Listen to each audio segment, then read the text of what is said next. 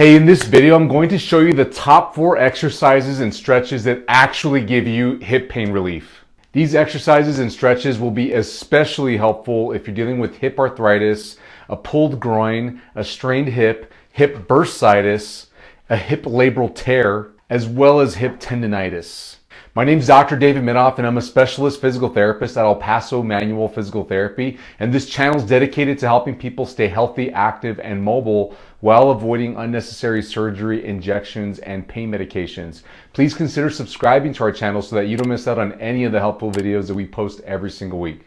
Now let's get into the 4 exercises. The second and the third, I'm going to show you some standing versions, and the other ones will be lying down on your back. So you won't need any equipment. You'll just have to lie down somewhere, and then you have an option to stand with 2 of these exercises. The first exercise is called bent knee fallouts, and I especially love this one to warm up the hip joint, the ball and socket joint, as well as begin to loosen up and calm down the hip muscles if you're having a problem with the muscles. Now, if you're dealing with arthritis or a hip labral tear, then this is especially good for that hip joint, and you may want to do extra reps and sets if you feel like it's beneficial for you. So the simplest thing to do is lie down on your back with your knees bent just like this. Then once you're in this position, you're going to think about each knee individually. Keeping your feet flat on the surface that you're lying on, you're going to let one leg fall out slowly up to where it feels like it wants to stop, or you have the edge of pain. You don't want to push into pain. Then bring it back in slowly. And then you're going to do the same thing going the other way. And just alternate side to side until you've completed 30 reps or 15 reps on each side. So here's 4. And just take your time, exactly the pace that I'm going here. Take a full second to come out and a full second to come in. And you're not trying to stretch the leg all the way out. Notice that's all I have right here as far as hip motion. If I try to push my leg out further, my waist wants to turn, my other leg wants to go with it. It's not productive anymore at that point. I've already maxed out the amount of motion that I have available right now in my hip joint, and I'm going to start to move other stuff, and that's not the point of this. You want to move your hip joint only during this exercise. So nice and easy, in and out, side to side. It should feel comfortable, shouldn't tire you out. It's kind of a stretch, kind of an exercise. You're moving, but you are getting near the end of what motion you can tolerate without pain, or what you have the full range of motion available as well. A lot of people ask, how far should my feet be from the rest of my body, like towards my bottom? And it doesn't matter, whatever's comfortable for you. If you want to bend them up as much as possible, that's fine. If you want to have them a little more out, that's fine too. Whatever's most comfortable for your situation. And once you've done 30 reps total, or more if you feel like this is good for you, you really can't get enough of this exercise. If you thought 30 reps was just warming you up and you want more than that, go for 60, 100 reps, whatever feels comfortable for you, as long as it's not hurting you, obviously, and you're not over moving your leg outwards to where you're starting to twist your body and move your other leg when you try to move the intended leg. But that should settle your hip joint. It should free up the arthritis a little bit in your hip. It should allow the labrum to feel better, and the muscles that could be causing a problem in your hip will also begin to move in a very gentle way. Now the second exercise, you're going to start from right here. I'm going to show you a standing version of this, but right now we're going to do glute sets. So you're going to put your legs down just like so. Relax your feet, relax your legs. I'm going to move up just a little bit so you can see my feet. And then you're going to let your feet fall outwards like this, as long as it's comfortable for you, because that's going to pre-position your glutes to fire. And then you're going to squeeze your glute muscles. You're going to tighten up your butt muscles and make sure that you hold it tight for 10 seconds. Go as tight as you can without firing other muscles. You don't want to fire your quad muscles. You don't want your hamstrings in the back of your thighs right here to fire. You really just want to make these glute muscles fire. So if you try to go as hard as possible and you feel everything tightening up, you need to stop. You need to back off, relax everything, and gradually squeeze those glute muscles. And when you feel other muscles beginning to fire, beginning to squeeze and tighten, then back off a little bit where you just feel your glutes working. And even though it's not the most intense for your glutes, that's where you should be working so that you can train your glute muscles to begin to fire better without firing all the other muscles that are probably feeding in to your problem, causing your hip pain. After 10 seconds, relax, and you're going to repeat this 10 times. So So hold the glutes for 10 seconds at the intensity that you can do without firing other muscles. If it's 100% for you, go 100%. If it's 50%, hang out at 50%, or whatever it is for you where you don't fire other muscles. After 10 seconds, you can relax and go 10 times. Glutes tight. After 10 seconds, go ahead and relax them and just repeat like that.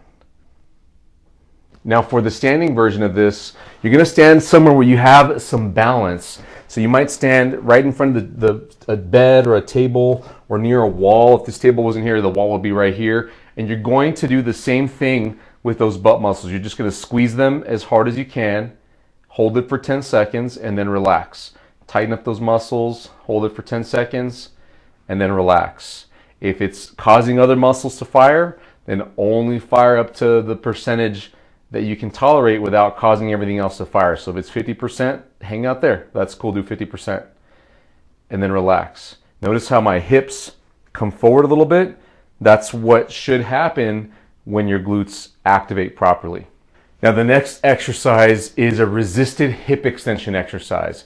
Really easy to do in seated, and then you can also do it in lying down. So we're gonna do this in seated and lying down. All you're gonna do is sit somewhere comfortably, then you're gonna hold the back of your thigh. You could also hold the front of your shin like this. Either way works as long as you don't lose grip of your leg. And you're just gonna hang on to your leg. My elbows are a little bit bent.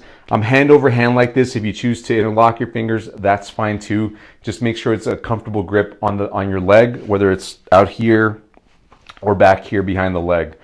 Once you're here, what you're gonna gently do, this is not a very hard exercise. You're going to push your thigh down against your hands, but you're gonna hold it up with your hands. Don't push so hard that you actually break your hand grip. You're trying to only push what you can while feeling those glutes on the glute muscle of the leg that you're working activate. So for me, it's not gonna look like anything moves. That's it right there. I can feel my butt muscle on the left tightening up, and that's what I want. And ideally, you wanna bring your knee up higher to your chest and do the same thing at that angle. And if you need to grab the front of your leg right here, this is as much as my knee will go to my chest, and then fire the glute muscle right there. I feel it working and nothing else is working. It just works back in here. Do that 10 times, holding for 10 seconds each time, and then do the other side. You can alternate if you like, or you can do all 10 on one side and then do the other side. It doesn't matter as long as you get those glutes working. And if you're just dealing with hip problems on one side, I would recommend doing both, because chances are you're developing the problem on the other side, but it just hasn't happened yet. It's not hurting you at this time. After 10 seconds, you can relax and try to bring that knee in more. And if it hurts to bend your hip like this, some people have hip labrum problems that just don't let them bend all the way, or hip arthritis problems where the joint doesn't move very well either and it doesn't bend all the way. Work at the angle that's comfortable for you. If it's down here, that's fine. And in fact, if you can't bring up your leg more than that, it needs to be resting down, you could do it right here.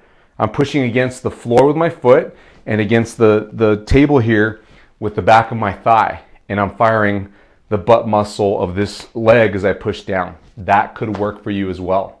An alternate way to do this lying down would look like this. You just lie down like you were with the last exercise. And same thing, you're gonna grab the back of your thigh right here. Your other knee's gonna be bent like so. Comfortable distance from your body, doesn't matter where your foot goes exactly.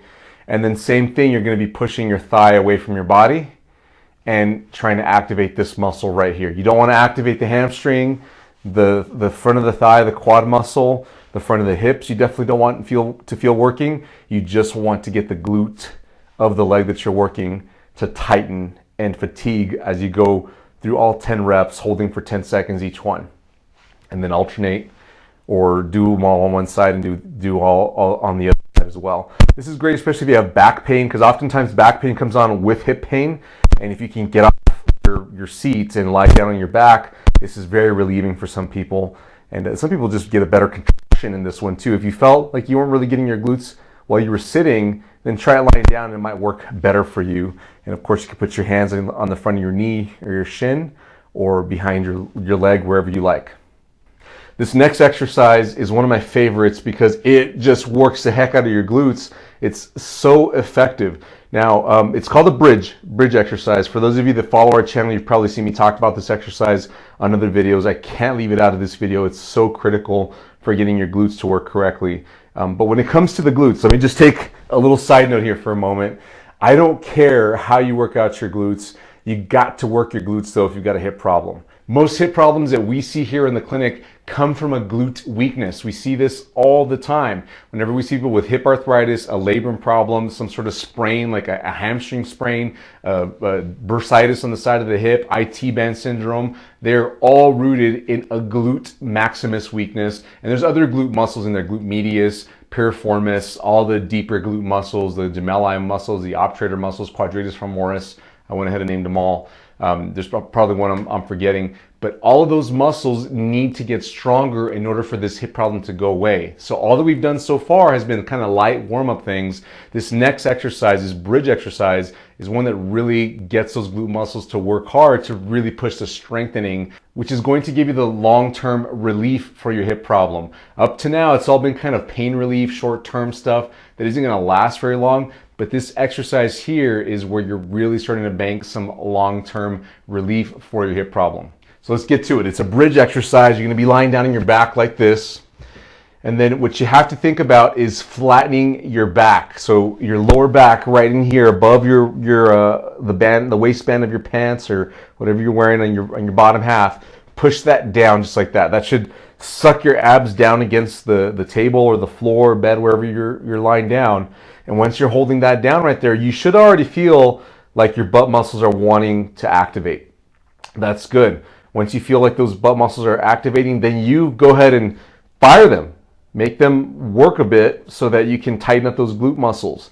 Don't go so hard that this starts to work. Once you feel those glute muscles working a bit, then lift your bottom just a bit, a couple centimeters, an inch or so. Hold it for 10 seconds right there. And think about those glute muscles working. You really have to concentrate and make those glute muscles work, otherwise you'll feel other muscles working. After 10 seconds you can relax, and just to show you how to make it a bit more intense, angle your feet out. You might even open your feet up a bit and do the same thing. Back flat, butt tight, and then lift up a little bit and think about pushing those knees out and hold it there for 10 seconds. This gets those glute muscles working.